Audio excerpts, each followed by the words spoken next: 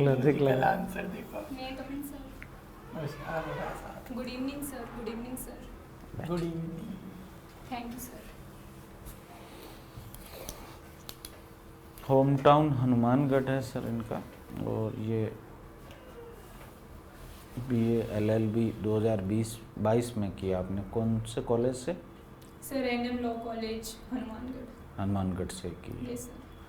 ठीक है। Presently JLO municipal corporation Bikaner में ओवी कुकिंग एंड क्राफ्टिंग है। सर पूछेंगे। क्राफ्ट सिटी ऑफ राजस्थान कौन सी है?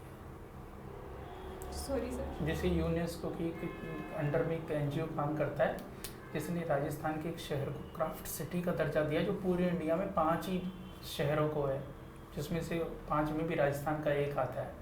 सर यूनेस्को एक उदयपुर में तो हैंडीक्राफ्ट्स को लेकर के उन्होंने कोई साइट डिक्लेयर कर रखी है। क्राफ्ट सिटी एक ही होती है स्टेट में, वो जयपुर है।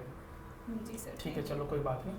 आपको मैं 2 जिले दे रहा हूँ, जैसलमेर और जयपुर, दोनों के बीच 2-2 अंतर बता।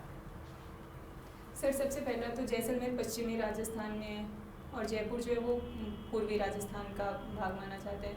और सर जैसलमेर में जो है वो मारवाड़ी बोली बोली जाती है और सर जयपुर में ढूंढाड़ी बोली जाती है। जैसलमेर इंटरनेशनल बाउंड्री शेयर करता है। Ji sir. Jaipur interstate boundary share करता है। हाँ जी। जैसलमेर एक कैपिटल नहीं है, जबकि जयपुर एक कैपिटल सिटी है। जी ऐसे सर। बोलना है, पहले बड़ी से छोटे की ओर जाना है। जी सर। बोली वगैरह एक छोटी होती है, पहले बड़ी चीज। प्रशासनिक ढांचा, वो ढांचा तो है ना। जयपुर एक कैपिटल सिटी है, जैसलमेर एक मतलब जिला है। जयपुर एक इंटरस्टेट बाउंड्री शेयर करने वाला डिस्ट्रिक्ट है, जबकि जैसलमेर एक इंटरनेशनल बाउंड्री शेयर करने वाला डिस्ट्रिक्ट है। अच्छा चलो, आप तो कोई बात नहीं। अलवर और अनूपगढ़ 2 डिस्ट्रिक्ट हैं राजस्थान के। दोनों के यहाँ के कोई भी एक आधी चीज फेमस अगर आपको लगती है तो बता दें, अलवर और अनूपगढ़ की। हाँ सॉरी सर। चलो कोई बात नहीं। आपको राजस्थान की 4 समस्याओं के बारे में बताना है कि राजस्थान इन समस्याओं को प्रेजेंट में फेस कर रहा है। सर एक तो जो मुझे लगता है इसी बार जो अतिवृष्टि हुई है वही एक राजस्थान के लिए समस्या भी बनी, जयपुर और कई जिलों में जहाँ पर बहुत ठीक है, अत्यधिक बारिश हुई। ये तो अचानक आई समस्याएं वो होती हैं, प्रॉब्लम्स वो होती हैं जो लंबे समय से हम फेस कर रहे होते हैं। तो तात्कालिक हो गई, अभी आई चली गई, बारिश नहीं है, लोग गर्मी से परेशान, AC चला के बैठे शाम को भी। सर उसमें एक तो मुझे लगता है कि जो महिलाओं के विरुद्ध अपराध हो रहे हैं उसमें भी राजस्थान का बहुत मतलब आगे चल रहा है। भीलवाड़ा जिला जो है वो नंबर 1 पे था अभी पीछे के सर्वे में पता ठीक चला है। है। और सर दूसरा पेयजल की समस्या हो सकती है कई जगहों पे। वैसे सरकार योजनाएं चला रही हैं बट फिर भी पेयजल की समस्या भी है और इरिगेशन को लेकर के भी समस्या है। ठीक है। और सर शायद लिंगानुपात की समस्या भी है जो। अच्छा, इंदिरा गांधी IGNP का नाम सुना है? जी सर। हमारी जो इंदिरा गांधी IGNP जो नहर है उसके चेयरमैन और मुख्य निर्वाचन आयुक्त राजस्थान के एक ही व्यक्ति हैं दोनों। उनका नाम जानती हैं आप? सर मुझे नाम मैंने याद करा था पर अभी मुझे याद नहीं आ रहा है। कोई बात नहीं, चलो आप मुझे ना 2 मैं आपको महिलाएं दूंगा, दोनों में अंतर बता देंगी। मीराबाई और गायत्री देवी। सर मैंने गायत्री देवी का तो नाम ही नहीं सुना है, लेकिन मीराबाई जो है वो एक भक्ति कवित्री थी और दूसरा सर उन्होंने अपने मध्ययुगीन काल में उन्होंने नारी सशक्तिकरण के लिए भी काम करा था। वो महिला सांसद नहीं थी गायत्री देवी राजस्थान से? सर सॉरी मुझे। चलो कोई बात नहीं, सर पूछे। म्यूनसिपल कॉरपोरेशन में आप पोस्टेड है ना? जी सर। म्यूनसिपलिटी एक्ट 2009 पढ़ा आपने? नहीं सर मैंने अभी तक नहीं पढ़ा। म्यूनसिपलिटीज़ के अगेंस्ट कोई सूट फाइल करना है, स्पेशली इंजेक्शन का भी और अदर कोई रिलीफ के लिए, तो इसमें एक नोटिस देना पड़ता है पहले। कौन से सेक्शन में म्यूनसिपलिटी एक्ट में ऐसा प्रावधान है? सर मुझे सेक्शन ध्यान में नहीं है, लेकिन ये बात मुझे पता है कि मैंडेटरी एक नोटिस देना होता है। सेक्शन 304 म्यूनसिपलिटी एक्ट का जो है वो इस बिंदु पर। अच्छा, म्यूनसिपलिटी की जो लैंड है उसके ऊपर लोग वो एनक्रोचमेंट कर लेते हैं। Yes sir. तो ये एक ऑफेंस है एनक्रोचमेंट जो है म्यूनसिपलिटी एक्ट के अंदर कौन से सेक्शन में? सॉरी सर, मेरी अभी पोस्टिंग हुई है तो मैंने अभी मतलब म्यूनिसिपैलिटी एक्ट और मतलब वहाँ पे काम भी नहीं करा और अभी मुझे समय भी नहीं मिला पढ़ने का। मैं अभी RGS में ज़्यादा फोकस थी। अच्छा, ये 3 अर्बन इंस्टीट्यूशन जो है municipal corporation, municipal council and municipality board, yes sir. इनका ये किस तरीके से जो है वो इनका बेसिस क्या है?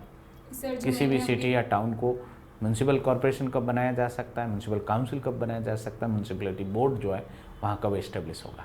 सर जो मैंने अभी पढ़ा उसमें एक तो मैंने ये देखा कि जो म्यूनिसिपैलिटी बोर्ड है सर वो 30,000 से जनसंख्या तक में बनाया जाता है, और जो म्यूनिसिपल काउंसिल है वो 1 लाख से 5 लाख तक के लिए, और जो म्यूनिसिपल कॉर्पोरेशन है जहाँ पर 5 लाख से अधिक जनसंख्या है वहाँ पे एस्टैब्लिश पॉपुलेशन का बेस। Yes, दूसरा जो लोग हैं वहाँ की जो जनसंख्या है वो किस काम में लग रही है, ये एक इंडिकेटर फैक्टर या कंसिडरिंग फैक्टर नहीं है?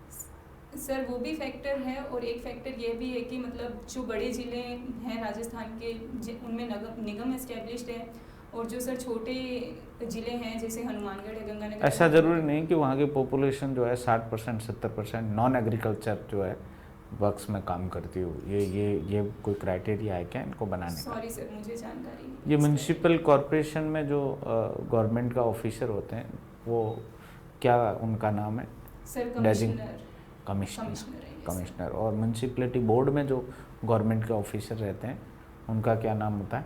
Sir chairman. या ईओ?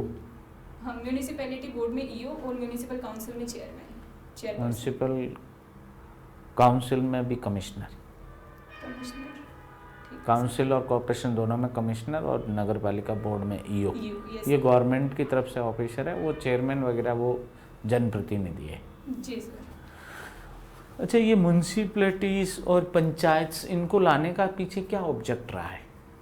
सर म्यूनिसिपैलिटीज़ और पंचायत को लाने के पीछे एक उद्देश्य तो ये था कि जो गांधीयन प्रिंसिपल है डीपीएसपी में दिए हुए कि उनको भी स्वायत्त शासन मतलब ऑटोनोमस बॉडी बनाया जाए और उनको अपने खुद के मैटर्स को सॉल्व रूट डेमोक्रेसी को एस्टेब्लिश करना क्या है? डिसेंट्रलाइजेशन ऑफ पावर से रिलेटेड है रूट डेमोक्रेसी को एस्टेब्लिश करने के लिए। कौन सा कॉन्स्टिट्यूशनल अमेंडमेंट एक्ट है जिसके माध्यम से ये म्यूनसिपलिटीज़ के प्रोविजन ऐड हुए कॉन्स्टिट्यूशन में? सर म्यूनिसिपैलिटीज़ के 74th अमेंडमेंट से, और कौन पंचायत कॉन्स्टिट्यूशन का कौन सा पार्ट है, कौन सी शेड्यूल है इससे कंसर्न? जी सर।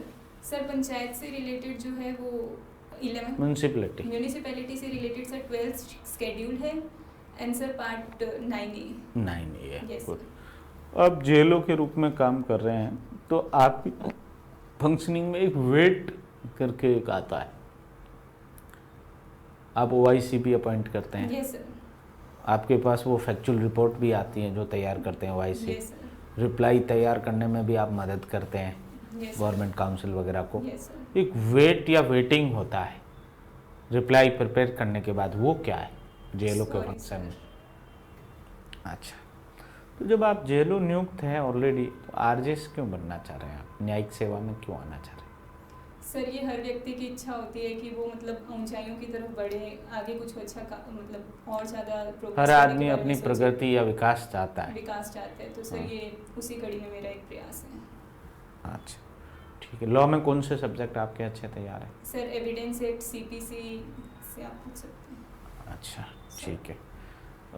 एविडेंस एक्ट जो पुराना था और अब नया एक्ट आ गया, Yes, भारतीय sir। साक्ष्य अधिनियम 2023, क्या मेजर चेंजेस क्या आए हैं इस नए एक्ट में, ये बता दीजिए।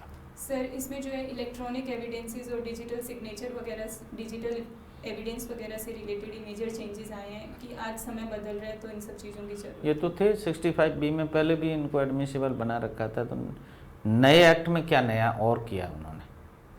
सर एक तो सेकेंडरी एविडेंस जो है इनको प्राइमरी एविडेंस मानना है, हाँ, इनको प्राइमरी एविडेंस डिजिटल और इलेक्ट्रॉनिक रिकॉर्ड को, और Yes, sir। सेकेंडरी एविडेंस की लिस्ट को इन्हांस किया। के उसमें 3 एंट्रीज हो चुकी हैं सर। ठीक है। ओरल स्टेटमेंट में VC के माध्यम से रिकॉर्ड करने वाले स्टेटमेंट उनको भी इंक्लूड Yes, किया। sir। ठीक है। और एविडेंस के अलावा क्या बताया आपने? CPC। CPC अच्छी तैयार है आपकी। कोई भी सिविल सूट जो है वो पेश होता है कोर्ट के सामने प्लांट के माध्यम से, कोर्ट क्या कार्रवाई करता है प्लांट पेश होते ही? सर सबसे पहले वो उसको रजिस्टर ऑफ सिविल सूट्स में दर्ज करता है। सीधा ही दर्ज कर देगा। दर्ज करने से पहले क्या कार्रवाई करेगा ये बताओ। सर दर्ज करने से पहले can I take a second?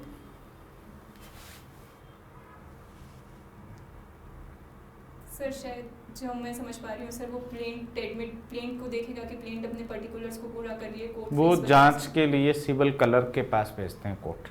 Okay sir. Civil clerk से रिपोर्ट ली जाती है, रिपोर्ट के बाद कोर्ट फिर देखता है प्लांट को, जुरिस्डिक्शन कोर्ट का है या Yes, नहीं, sir। लिमिटेशन है या Yes, नहीं, sir। प्लांट डुप्लीकेट में है या नहीं, मटेरियल डॉक्यूमेंट बेस है नहीं, प्रोसेस फीस है वो जमा है या नहीं, इन सभी बातों को चेक किया जाता है दर्ज करने से पहले। जब सूट दर्ज हो गया, अच्छा विदाउट सूट जो है वो टेम्परेरी इंजेक्शन की एप्लीकेशन मेंटेनेबल है? No sir, mere application of temporary injunction is not maintainable without a suit. ठीक है, तो सूट के साथ ही आएगी Yes, टीआई sir, की suit के एप्लीकेशन। साथ ही आएगी। ठीक है, टीआई की एप्लीकेशन में भी क्या समन जारी होता है या नोटिस होता है? सूट में तो समन जारी होता है Yes, sir. डिफेंडेंट्स को, उसके साथ जो टीआई की एप्लीकेशन है उस एप्लीकेशन में क्या जारी Sir, करेंगे? notice जारी। नोटिस जारी Notice करते हैं। जारी होता है। अच्छा, और 3 बातें देखता है कोर्ट टीआई इशू करते समय, वो Yes, क्या क्या है? Sir, that is prima facie case, irreparable loss and balance of convenience. अच्छा, ये इंटरप्लीडर सूट क्या है? Sir, interpleader suit is provided in section 88. Hmm, And sir, it is a suit which is filed by a person who claims no interest in the property other than